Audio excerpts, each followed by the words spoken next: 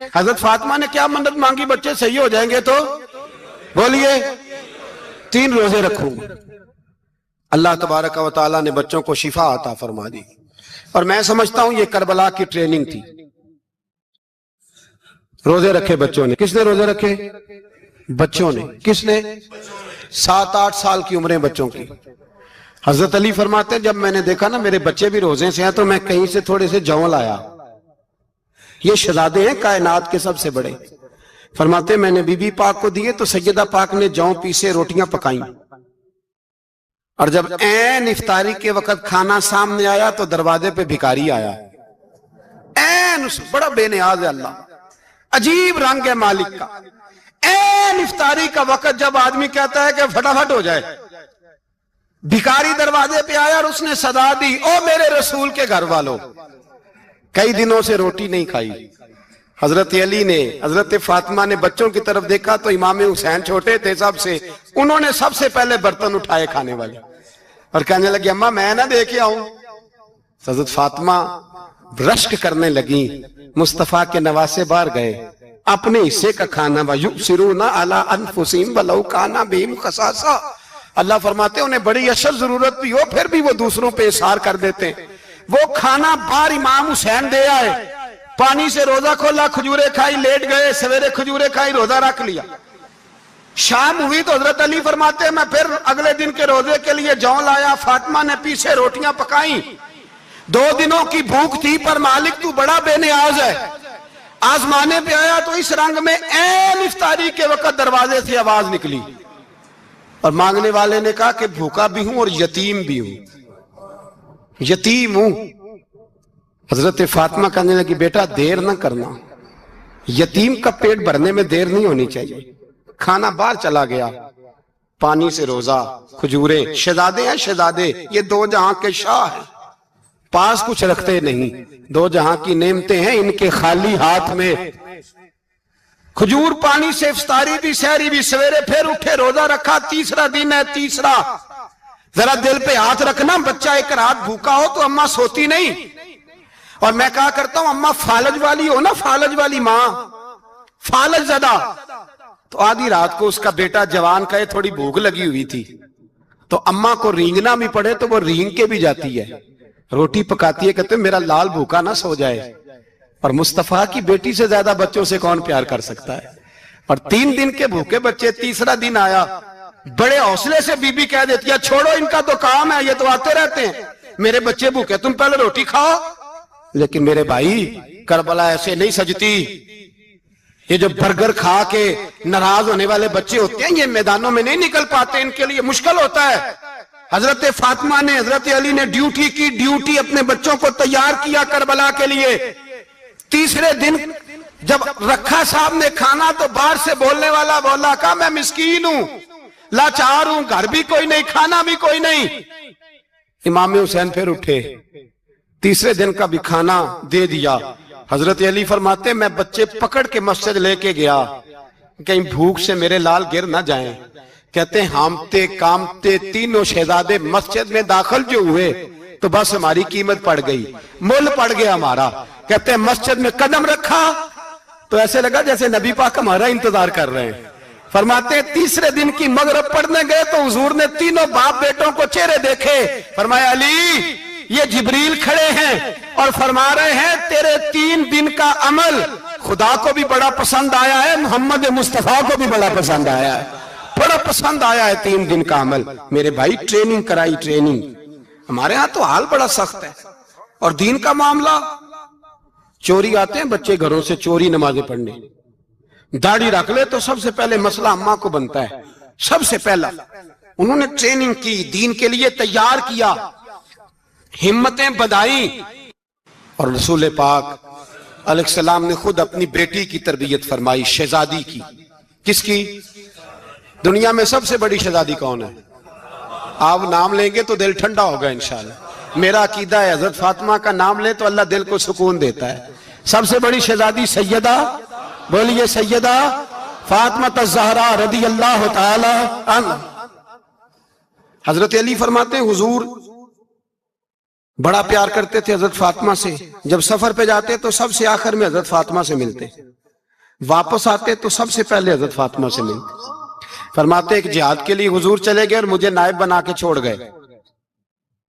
میرے پاس مال غنیمت کے تھوڑے سے پیسے تھے, تھوڑی سی رقم تھی, تو میں نے سوچا کہ میں نے فاطمہ کو کبھی تحفہ نہیں دیا تو ایک زنجیر نہ سونے کی خرید کے دوں.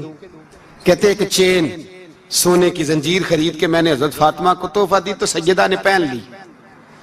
کچھ دنوں کے بعد خبر آئی کہ حضور کل پہنچ رہے ہیں واپس.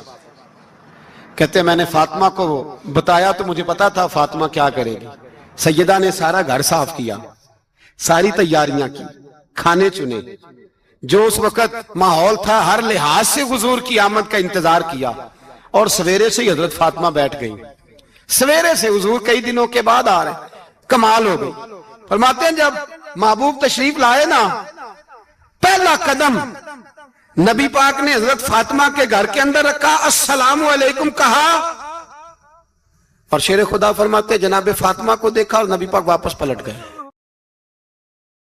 کہتے میں نہیں تھا گھر میں واپس آیا, بی بی صاحبہ نے بتایا اور میں نے دیکھا کہ فاطمہ اس طرح روتی ہے کہ میں نے ایسا روتے کبھی دیکھا ہی نہیں. فاطمہ ہوا کیا کا پتہ کرو. حضور چلے گئے پر بغیر ملے ہی چلے گئے. کہتی ہے میں مسجد گیا, میں نے کہا ایسا کیا ہو گیا کہ اتنا محبوب بغیر ملے رخصت ہو گئے. میں مسجد گیا اور جا کر کے میں نے دیکھا تو نبی پاک کی مسجد کے کونے میں بیٹھے. میں قریب بیٹھا, میں نے کہا یا رسول اللہ فاطمہ بڑا رو رہی ہے, کیا ہوا؟ کہتے نبی پاک کی آنکھوں میں بھی آنسو آ گئے, حضور بھی روئے. پتہ ہے نبی پاک نے کیا فرمایا؟ یہ تربیت ہے, اس طرح کربلا سجتی ہے. رسول پاک علیہ السلام نے فرمایا وہ میری بیٹی ہو کے سونا پہنتی ہے, ہر عورت کے لیے جائز ہے, کئی کلو بھی پہن لے تو شریعت منع نہیں کرتی. حضور نے فرمایا میری بیٹی ہو کے سونا پہنتی ہے. اگر فاطمہ بھی سونا پہنے گی تو امت کی غریب بیٹیاں کس کے طریقے پہ چلیں گی؟ غریب بیٹیاں کس کے طریقے؟ جو باپ مجبور ہو کے 12 بندوں کے ساتھ بیٹی کو رخصت کرے گا وہ کہہ تو سکے گا نا میں اس طرح شادی کر رہا ہوں جس طرح مصطفیٰ نے فاطمہ کی تھی, وہ کہہ تو سکے گا نا. لیکن اگر یہ بھی سونے پہنے گی تو پھر نقشے قدم کیسے متعین ہوں گے؟ حضرت شیر خدا واپس آئے, کہا فاطمہ یہ تیری چین رسول پاک کو پسند نہیں آئی. بھائی یہ حقیقتیں سمجھو. جب بچوں کے ماحول کے اندر یہ رنگ, کیسے بیٹیاں سسرال میں جا کے گزارا کریں گی جب تو جان ہی نہیں چھوڑ رہا, جب تو ان کو طریقہ سلیقہ سکھا ہی نہیں رہا. اللہ ماشاءاللہ کثرت کے ساتھ ماں باپ کی غلط بریفنگ ہوتی ہے جو ہستا بستا گھر خراب ہوتا ہے, اور بچے کے ماں باپ بھی تکلیف میں ہوتے ہیں اس لیے کہ بچہ تکلیف میں ہوتا ہے. خدا را ان بچیوں کے ساتھ وہ معاملہ کریں کہ یہ اپنے گھر جا کے اگر کچھ مشکل بھی دیکھنی پڑے تو وقت گزار سکے. بھائی میرے رسول پاک علیہ السلام نے تیاری کرائی, ٹریننگ دی اور تربیت کی اپنی اہل بیت کی. اس لیے 3 دن پانی بھی بند رہا تو انہیں کوئی پریشانی. یزید نے کہا سونا لے لو, ہیرے لے لو, جواہرات لے لو, لیکن ان کی دلچسپی نہیں تھی تو ان کے قریب کوئی شے آ سکی. یہاں لوگ بکتے اس لیے ہیں کہ موج کرنے کا بڑا شوق ہے. مکان بنگلہ کاریں پجاروں یہ چیزیں پریشان کرتی ہیں تو لوگ بکتے ہیں. مضمون کو سمیٹنا ہے. میں 3-4 موضوع آج بیان کرنا چاہتا تھا لیکن باتیں بس پھسل کے دائیں بائیں نکل جاتی ہیں. جو بدر کی جنگ تھی نا وہ کفر اسلام کی جنگ تھی. احد کی جنگ بول کے بتائیں. خیبر کی, خندق, کربلا نہیں, حق و باطل کی. کون سی بولیں؟ نہیں, ایک دفعہ سارے بولے آپ کو ثواب ہوگا, کیونکہ امام حسین کو آپ حق پہ کہیں گے تو اللہ آپ کو اجر دے گا. کون سی جنگ تھی؟ ہمارے حکمران پتہ کیا کہتے ہیں؟ کہتے ہیں مولوی ہر وقت ہمارے پیچھے پڑے رہتے ہیں, ہم نہیں مسلمان, ہم نہیں نماز پڑھتے. تمہیں تو سورۃ اخلاص نہیں آتی. یزید تو جمعہ پڑھایا کرتا تھا, تو جمعے کو خطبہ دیتا تھا. اور عجیب لفظ لکھے ہیں بعض تاریخ لکھنے والوں نے کہ جمعے کا دن تھا تو امام حسین 10 محرم نا جمعے والے دن تھی, تو امام حسین کربلا میں باہر نکلے تو آپ نے فرمایا اتمام حجت کر دوں, کوئی یہ نہ سمجھے کہ مجھے تو پتہ ہی نہیں چلا غلطی سے تیر لگ گیا امام حسین کو. آپ نے فرمایا مجھے بتاؤ تو صحیح مجھے کیوں شہید کر رہے ہو؟ کوئی نہ بتا سکا. تو امام حسین نے فرمایا مجھے کیا ضرورت تھی مدینہ چھوڑ کے مسجد نبوی چھوڑ کے آتا, میں تو اس لیے آیا ہوں کہ جس کو تم نے حکمران بنایا وہ شرابی ہے. کون ہے؟ وہ رنڈیوں کا ناچ دیکھتا ہے، مجرے دیکھتا ہے، مجرے. وہ اللہ کے حلال کو حرام اور حرام کو حلال کہتا ہے. لہذا مسلمانوں کا حکمران بننے کے قابل ہے یہ امام. اور یہ میں آپ کو ایک نہیں، میں 20 تاریخوں میں دکھاؤں گا کہ یہی خطبہ امام حسین کا، کہ تم نے اللہ کے حلال کو حرام، حرام کو حلال کہا، شراب، زنا، جوا، بدکاری عام کر دی. لہذا یزید مسلمانوں کا حکمران بننے کا اہل ہے. امام حسین خطبہ دے رہے ہیں تو یزید کی فوج سے نا لشکر آوازیں دینے لگا. کیا بلا؟ کہنے لگے حسین جلدی کرو، یا بیعت کرو یا جنگ کرو، دیر نہ کرو، ہمارا جمعہ لیٹ ہو رہا ہے. بلے ہو نمازیو، ہمارا جمعہ لیٹ ہو رہا ہے. جمعہ حسین کو شہید کریں گے، گردن کاٹیں گے، پھر جمعہ پڑھیں گے، نماز پڑھیں گے اور نماز میں کہیں گے اللہم صلی علی محمد وعلی. یہ نمازی ہیں. اہل بیت کی گردن پہ چھری چلائیں گے، پھر نماز پڑھیں گے اور کہیں گے اللہم صلی علی محمد وعلی. بلے ہو نمازیو. علامہ ہزاروی کہا کرتے تھے بلے ہو نمازیو.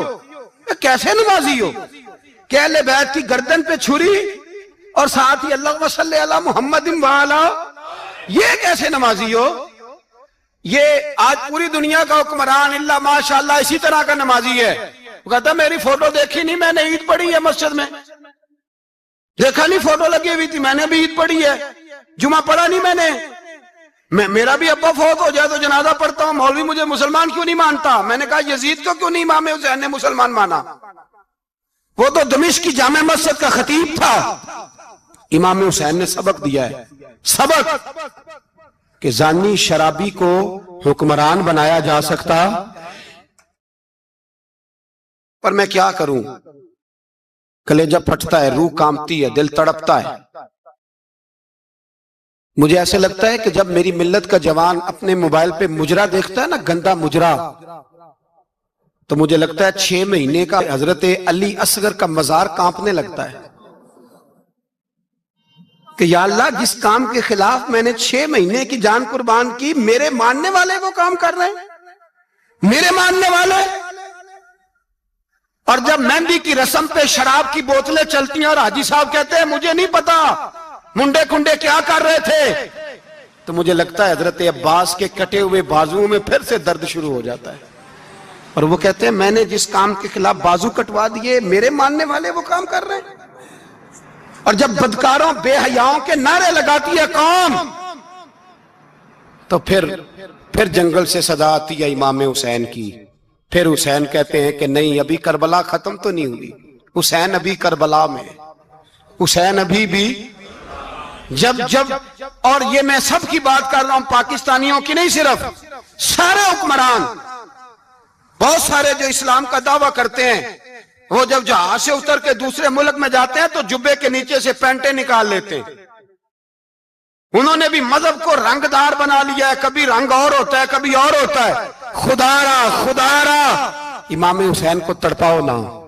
خدا را شرابیوں کو ووٹ دے کے، ظالموں کو ووٹ دے کے، اور یہ سارے ہی ایسے، میں کسی ایک کی بس، سارے ہی ایسے. یزید نے بھی کتا رکھا ہوا تھا، اس کے بھی ساتھ سویا کرتا. آپ کے بھی کئی سیاستدانوں نے پالے ہوئے. یہ سارے تماشے کرنے والے. جانوروں کی لڑائی دیکھنا بھی حرام اور کرانا بھی. یہ سارے ایک ہی رستے میں، یہ سارے ایاک نعبد و ایاک نستعین کوئی ایک آیت پڑھ لیتا ہے، اس کے بعد ڈھول بجانے، عورتوں کے ناچ کرانے شروع کر دیتا ہے. یہ ایاک نعبد و ایاک نستعین کا ترجمہ ہے، تماشا بنایا ہوا ہے. اور وہ جن کا بڑا دعویٰ ہے کہ ہم نے بڑی مسجدیں بنائی ہیں، اتنی رسوائی کے بعد بھی انہیں شرم نہیں آئی کہ کتنے رسوا ہو گئے. ابھی خیال کریں، ہمارے ملک میں تو ایسے ٹاؤن بنے ہوئے جنہوں نے سب سے بڑی مسجد بھی لاہور میں بنا دی، اور کچھ دنوں کے بعد انہوں نے کہا جشن بہاراں بھی بناؤ، پتنگ بازی بھی کرو، سارے کام ہی کرو، راضی رہے رحمان بھی، خوش رہے شیطان بھی. معاذ اللہ. امام حسین نے اس سوچ کے خلاف جہاد کیا ہے. فرمایا نا لا الہ الا، دوسرے کی گنجائش ہے نا، شرابی کی گنجائش ہے، اس لیے کہ لا الہ الا. مسجد ہوگی تو پھر کلب نہیں ہوگا. لا الہ الا اللہ. اگر اللہ کا نام ہوگا تو پھر بدکار بے حیا کی گنجائش ہے، اس لیے کہ لا الہ الا اللہ وحدہ لا شریک دین میں کسی گند کی گنجائش ہے ہی نہیں. یہ فکر ہے امام حسین، یہ سوچ ہے. ہمارا حکمران کہتا ہے مولوی صاحب نماز پڑھنے سے کس نے روکا ہے، سارا دن پڑھو.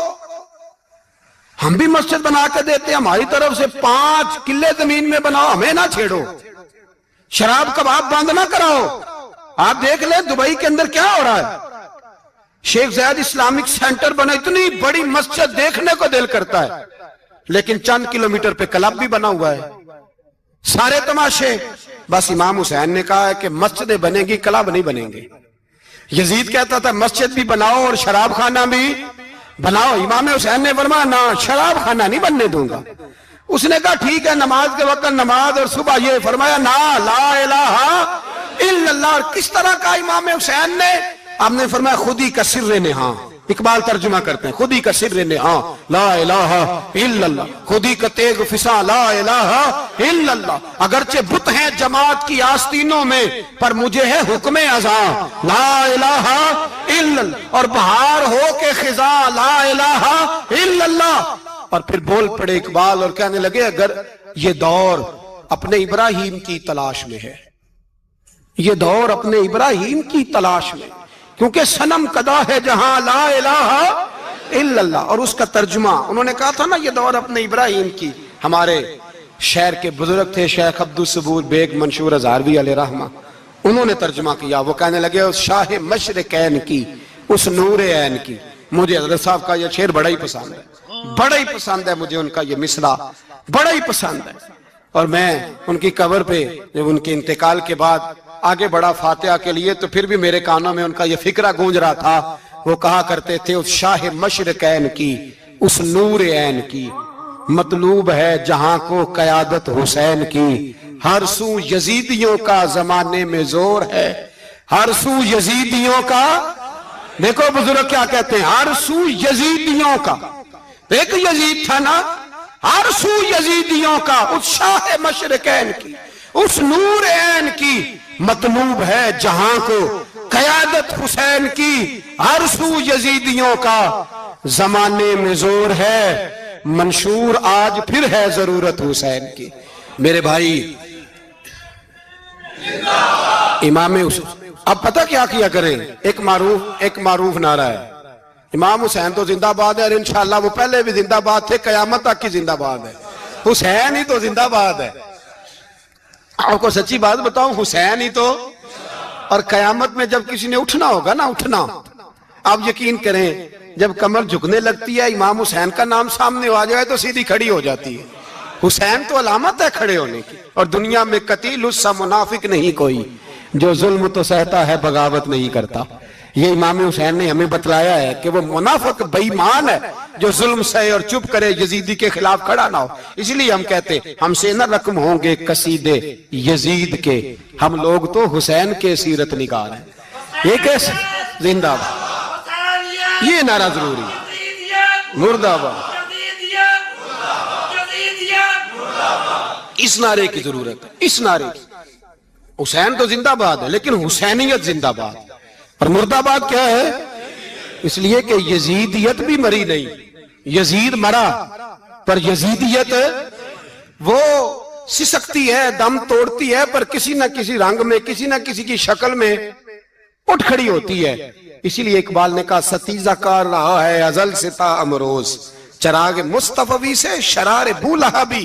اس نے کہا ہر جگہ کہیں نہ کہیں حضور علیہ السلام کی روشنی سے کوئی نہ کوئی لڑنے کی. کھڑے کرو اپنے آپ کو. کیوں ظالموں کی مدد کرتے ہو؟ کیوں بے ایمانوں کے سپورٹر بنتے ہو؟ کیوں ان لوگوں کے نعرے لگاتے ہو جو یزیدی ہیں؟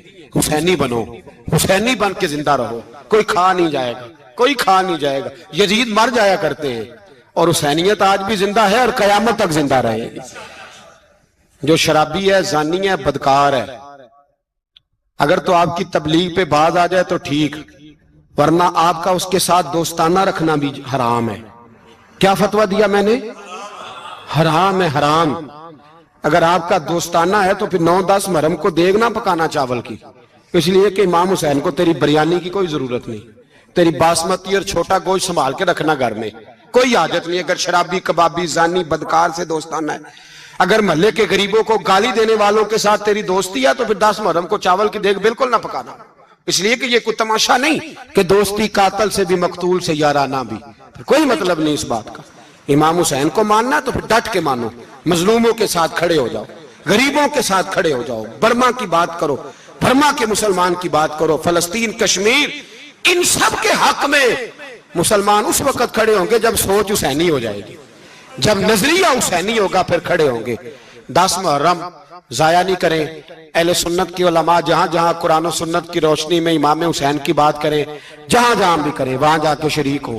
ہم بھی ہر سال بیٹھتے ہیں امام حسین کی یاد منانے, اور اس طرح بیٹھتے ہیں کہ حسین ہمارا ہے, حسین ہے, اور انسان کو بیدار تو ہو لینے دو, ہر شخص پکارے گا ہمارے ہیں حسین. داڑھی والا آدمی علماء جانتے ہیں, جبہ پہنتا تھا بڑا شاندار, حج کے خطبے دیتا تھا حج کے. ہمارے تو حکمرانوں کو سورت اخلاص نہیں آتی, پھر بھی آپ کہہ کے دیکھیں, وہ کہیں گے سب سے زیادہ مذہب کا پتہ ہی مجھے ہے.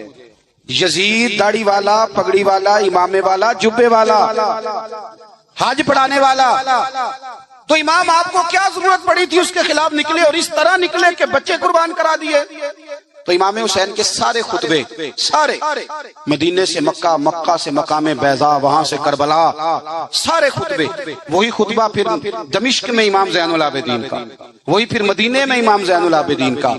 امام حسین فرمانے لگے یزید اللہ کی حدوں کو توڑتا ہے, رب کے حلال کو حرام اور حرام کو. آپ کے ملک میں کہا نہیں جاتا کہ مولوی گنجائش نکالیں سود کے بارے میں. اتنا بڑا جرم جس کو کہا گیا کہ اللہ رسول سے جنگ ہے, یہ اتنے بڑے حرام کو حلال کرنے جا رہے ہو. کہا یہ اللہ کی حدوں کو توڑتا ہے, نمازیں چھوڑ کے پڑھتا ہے, رنڈیوں کا ناچ دیکھتا ہے, مجرا جو آج کل گند ہر ایک موبائل میں آیا ہے. یہ امام حسین نے یہ خطبہ دیا, فرمایا کہ مجرے دیکھتا ہے, ناچ دیکھتا ہے, عیاشیاں کرتا ہے. اور پھر امام حسین نے فرمایا میں نے اپنی آنکھوں سے اسے مدینے میں شراب پیتے دیکھا. فرمایا جو اتنے بڑے کبائر کرتا ہو اس کے ہاتھ میں ہاتھ دے دوں. یار سمجھو تو صحیح, امام حسین کا جہاد تو بے حیائی کے خلاف, شراب کے خلاف.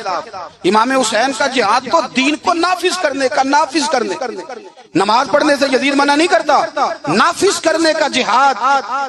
امام نے بچے کٹوا دیے, لیکن الیکشن میں بڑے شرابی کی بڑی فوٹو کے نیچے چھوٹی میری بھی لگی ہو, اور میں سب سے بڑا حسینی, سب سے بڑا یرانے سارے شرابیوں سے, یزیدیوں سے, اور سب سے بڑا حسینی میں.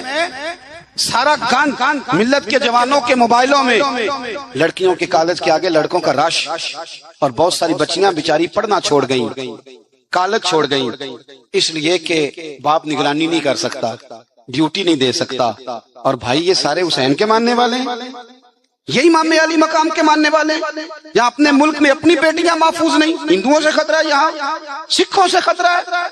او میرے عزیز یاد رکھ, اگر تو گند دیکھتا ہے, گند کو پروموٹ کرتا ہے, گند کی بات کرتا ہے, اور اس بے حیائی کو فروغ دیتا ہے, تو قیامت والے دن امام حسین کا ہاتھ ہوگا, تیرا میرا گریبان ہوگا. حضرت علی اکبر میدان محشر میں کھڑا کر کے سوال کریں گے کہ میں نے بازو کٹوا دیے اور تیرے ہاتھ چلتے رہے گندگی کے لیے, اس کو پرموٹ کرتا رہا. حضرت علی اکبر سوال پوچھیں گے. نوجوانوں یاد رکھنا, نوجوان وہ نہیں ہوتا جو کہتا ہے کہ میں جدھر جاتا ہوں تو ادھر میں ہی میں ہوتا ہوں, مرضی سے سوتا ہوں, مرضی سے اٹھتا ہوں, مرضی سے کھاتا ہوں, 15 لڑکیوں کے میرے موبائل میں نمبر ہیں. یہ جوانی نہیں, یہ تو کمزوری ہے آپ کی, یہ تو نفس کی غلامی ہے. جوان تو وہ ہوتا ہے جتنا قد اونچا ہو اتنی نظریں جھکی ہوئی ہیں. جوان تو وہ ہوتا ہے جتنا زیادہ اللہ قوت دے, اپنے سارے معاملات کو, اپنی عقل کو, اپنی قوت کو وہ در رسول کا غلام بنا دے. محمد بن قاسم آئے یہاں لڑنے کے لیے, راجہ دہر سے مقابلہ, 17 سال کا نوجوان. کتنے سالوں کا بول کے بتائیں. 17.5 سالوں کا منڈا کی کر لیندہ ویسے, برگر کھانے کے علاوہ, گھر میں لڑائی کرنے کے علاوہ. اور یہ غلطی ہماری ہے, ہمارے ہاں کوئی بڑا نہیں ہوتا, جب بچہ ہوتا ہے تو کہتے ہیں ابھی بچہ ہے, اس لیے غصہ کرتا ہے. اور جوان ہو جائے تو کہتے ہیں خون گرم ہے, بوڑھا ہو جائے تو کہتے ہیں انہیں پتہ ہی نہیں لگتا.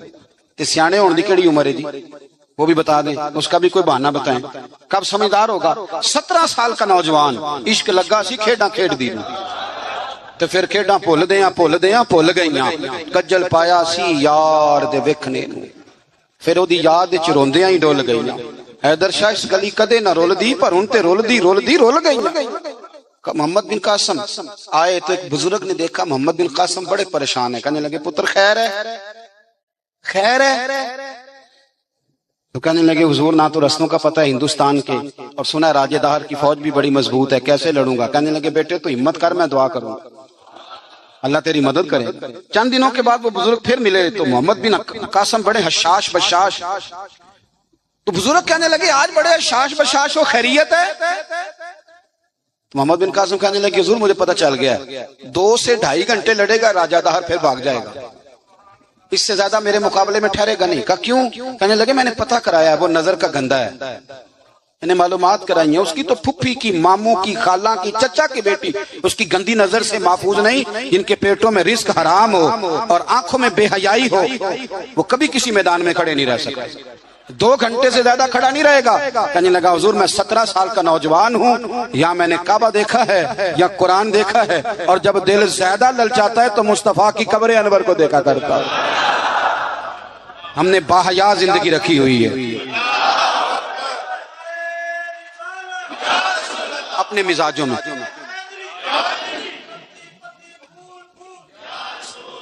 سنیں اللہ جزائے خیر، سنیں امام حسین نے نا سر سجدے میں کٹایا اور تلاوت نیزے کی نوک پہ بھی جاری رہی۔ آج محفل سے جانے کے بعد جس نے 2 نفل نہیں پڑھنے اور سپارہ قرآن پاک کا نہیں پڑھنا، مجھے یہ لگتا ہے کہ اس نے بھی محفل کا مزہ نہیں چکھنا۔ کم از کم اتنا تو کرو یار کہ کسی پارہ روز کا۔ حضرت عبداللہ ابن زبیر امام حسین کی شہادت پر تقریر کر رہے تھے اور فرما رہے تھے تم نے کوفیوں ظالموں اس کو شہید کر دیا جو 3 دن سے پہلے قرآن پاک ختم کیا کرتے تھے، اور میں جب بھی دن میں انہیں ملتا تھا انہوں نے روزہ رکھا ہوا ہوتا۔ 3 دن میں قرآن ختم کریں تو روز کے کتنے سپارے بنے؟ تو میں اور آپ کتنے پڑھتے ہیں؟ میں گزارش کرتا ہوں، میں منت کرتا ہوں، کچھ نہ ہو سکے نا، میرے اسلاف فرمایا کرتے تھے کچھ نہ ہو سکے تو قرآن مجید ایک دفعہ گھر میں کھول ہی لیا کرو۔ فرماتے تھے اس کے صفوں سے ایسا نور نکلے گا کہ تمہارا گھر روشن ہو جائے گا، اسے کھول ہی لو۔ قرآن سے پیار کرو، اسلام سے پیار کرو، دین کو اپناؤ۔ بچے اس وقت نہیں نماز پڑھیں گے جب آپ گھر میں لیکچر دیں گے کہ نماز پڑھنا چاہیے۔ آپ مصلی بچھا لیں، 1.5 سال کا بچہ بھی آپ کے ساتھ کھڑا ہو جائے، اس کو پتا کوئی نہیں نماز کیا ہے، پر ابا پڑھ رہا ہے تو وہ انشاءاللہ پڑھے گا۔ ماں سویرے قرآن مجید کھول لے، 3 سال کی بیٹی جس کو کچھ نہیں آتا وہ بھی سقاف لے کے نا اور سپارہ لے کے الف با تا سا پڑھے گی۔ او میرے بھائی، پھر وہ جب 3 سال کی بیٹی اپنے باپ کے لیے ہاتھ اٹھا کے دعا مانگے گی نا تو مجھے لگتا ہے اللہ رحمتوں کے سارے دروازے کھول دے گا۔ اس لیے اپنی زندگی کو سجائیں، سنواریں۔ محبتیں تقاضا کرتی ہیں کہ محبوب کو تحفے دیے جائیں، محبتیں تقاضا کرتی ہیں کہ محبوب کے لیے قربانی دی جائے۔ وہ عاشق جھوٹا ہوتا ہے جو محبت تو کرتا ہے قربانی کوئی نہیں دیتا، وہ ناکام عاشق ہوتا ہے جو محبت تو کرتا ہے پر محبوب کے لیے کوئی تکلیف برداشت نہیں کرتا۔ میرے رسول کریم علیہ السلام نے نا، ہمارے ہاں لوگ سمجھتے ہیں جی میں لاڈلا ہوں، جی بھئی کیا مطلب؟ کہتے ہیں میں لاڈلا ہوں، مجھ سے پیار بڑا کرتے ہیں۔ آپ کو پتہ ہے لاڈلا کون ہوتا ہے؟ نبی پاک صلی اللہ علیہ وسلم نے فرمایا میں اپنے رب کا سب سے زیادہ محبوب ہوں اور سب سے زیادہ تکلیفیں بھی مجھے ہی آئی ہیں۔ لاڈلا اس کو کہتے ہیں جس کو آنکھوں پہ بٹھایا جائے، کہ لاڈلا تو وہ ہوتا ہے جسے تکلیف سہنی پڑتی، جو آزمائش میں ہوتا ہے، جو اذیت میں ہوتا ہے، وہ لاڈلا ہوتا ہے۔ حضور فرمانے سنو میری بات کو، اس کو سمجھو، فرمایا میں اللہ کا سب سے زیادہ محبوب ہوں اور سب سے زیادہ تکلیفیں بھی مجھے آئی ہیں اس لیے کہ میں اس کا محبوب ہوں۔ بھائی یہ محبت کا رستہ ہے۔ اگر آپ لاڈلے ہیں تو بتاؤ پھر اذیت کتنی اٹھائی، اگر آپ لاڈلے ہیں تو تکلیف کتنی برداشت کی۔ جتنے لاڈلے ہیں حضرت آدم سے لے کر میرے محبوب تک، سب نے تکلیفیں اٹھائیں۔ حضور کے صحابہ نے بڑے غم سہے، زخم پہ زخم کھا کے جی، خونے جگر کے گھونٹ پی، آہ نہ کر لبوں کو سی، یہ عشق ہے کوئی دل لگی نہیں۔ ہمارے ہاں نا لوگ سمجھتے ہیں موج لگ جائے گی لاڈلا بن جاؤں گا۔ بھائی یاری تیری سونا پر ازمیشاں بھی تیری آگ، اے سونا پرکھیا جامدائی پہلو نہ لگاں دے لگ۔ آپ سمجھ لیں اس بات کو کہ یہ سراسر لاڈلا ہونے کا معنی سراسر امتحان ہے۔ نبی کریم صلی اللہ علیہ وسلم کی اہل بیت رب کریم کے بڑے محبوب ہیں اور نبی پاک کے بڑے لاڈلے ہیں۔ اور حضور کے جتنے بھی لاڈلے تھے وہ سارے آزمائشوں میں، سارے۔ لاڈلا وہ پیر صاحب کا بیٹا ہوتا ہے جو کرتا کراتا کچھ نہیں، مادرزاد ولی ہے جی، لاڈلا ہے، مطلب کیا کہتے ہیں یہ کچھ بھی نہیں کرتا، 4-5 بندے ہوتے ہیں جو اس کے جوتے اٹھاتے ہیں، ٹیشو پکڑتے ہیں، آگے پیچھے دوڑتے ہیں، یہ لاڈلا ہے۔ لاڈلا تو وہ ہے جس کو درد ہو، جس کو آزمائش ہو، جس کو تکلیف ہو، جو نکلا ہوا ہو، جو کچھ کر رہا۔ نبی پاک علیہ السلام کے اہل بیت لاڈلے، سیدہ عائشہ صدیقہ فرمایا کرتی تھی حضور کی ازواج میں سے حضور کو سب سے زیادہ پیار سیدہ خدیجہ الکبریٰ کے ساتھ۔ سیدہ خدیجہ الکبریٰ رضی اللہ تعالی عنہ مومنوں کی مائیں ہیں۔ حضور علیہ السلام سے نکاح ہونے سے پہلے وہ مکے کی ملکہ شمار ہوتی تھی، سونا ہے، چاندی ہے، تجارت ہے، کاروبار ہے، گھر ہے، ہر چیز۔ آپ فرماتی ہیں 20 کنیزیں میرے پاس ہوتی تھی، میں نے کبھی پانی کا پیالہ بھی اٹھ کے نہیں پیا تھا، اور پھر میں لاڈلی ہو گئی نبی پاک کی، پھر لاڈلی ہو گئی، پھر حضور کی نظر کرم مجھ پر پڑی، پھر محبوب کریم علیہ السلام نے مجھے قبول فرمایا، اور پھر رنگ کیا بنا۔ ظہر کے وقت ابن اسحاق کہتے ہیں ظہر کے وقت نبی کریم کی بارگاہ میں ساری دولت، ساری کنیزیں، سارے غلام حضرت خدیجہ نے دیے ظہر کے وقت۔ عصر سے پہلے پہلے میرے نبی نے سارا کچھ تقسیم فرما دیا۔ یہ بطور مثال بیان کرتے ہیں، فرماتے ہیں یوں سمجھو کہ ظہر کے وقت دیے اور عصر سے پہلے پہلے حضور نے بانٹ دیے۔ وہ بی بی جس نے کبھی بھی پانی کا پیالہ نہیں پیا تھا، پھر وہ گھر میں جھاڑو دیتی، پھر وہ چولہے میں آگ جلاتی، اور پھر وہ خاتون، دیکھیں نا، بندہ غریب سے امیر ہو جائے تو گزارا ہو جاتا ہے، اور امیر سے غریب ہونا پڑ جائے بڑی مشکل ہوتی ہے۔